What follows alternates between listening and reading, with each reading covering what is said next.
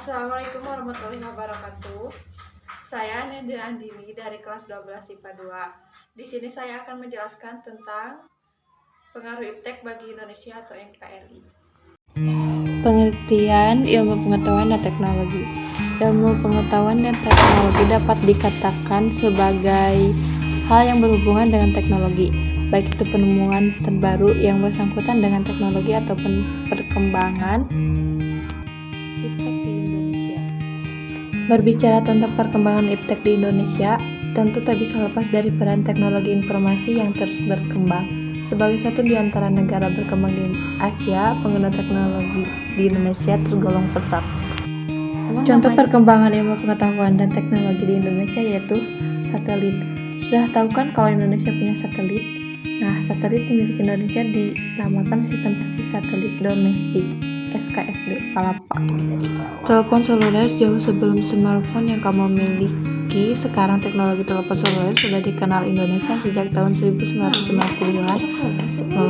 Saat itu penggunaan teknologi ponsel memang masih sederhana, yaitu hanya sebatas untuk melakukan dan menerima panggilan hingga mengirim pesan akan singkat soal message service SMS, yaitu komputer dan internet. Pada tahun 1990-an, perkembangan iptek di Indonesia ditandai dengan diperkenalkannya sistem teknologi informasi berupa jaringan internet. Jaringan internet dapat digunakan untuk mengakses berbagai informasi yang dibutuhkan oleh masyarakat di bidang bisnis, telekomunikasi, dan pendidikan. Di Indonesia, nama Prof. Hairul mungkin tidak terlalu terkenal, namun siapa sangka beliau begitu terkenal di Jepang dan negara lainnya.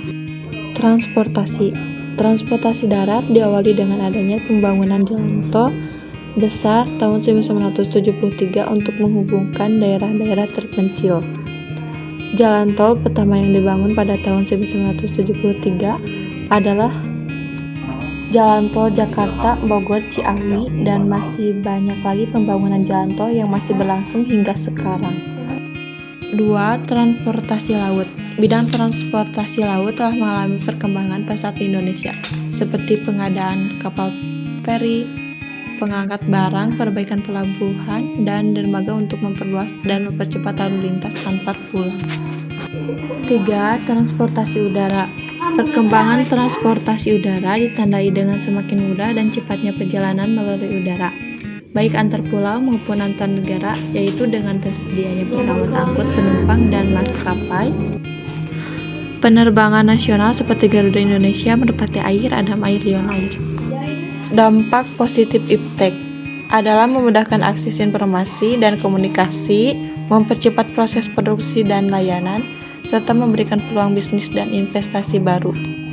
Dampak negatif iptek adalah meningkatnya kejahatan siber atau kejahatan di dunia maya.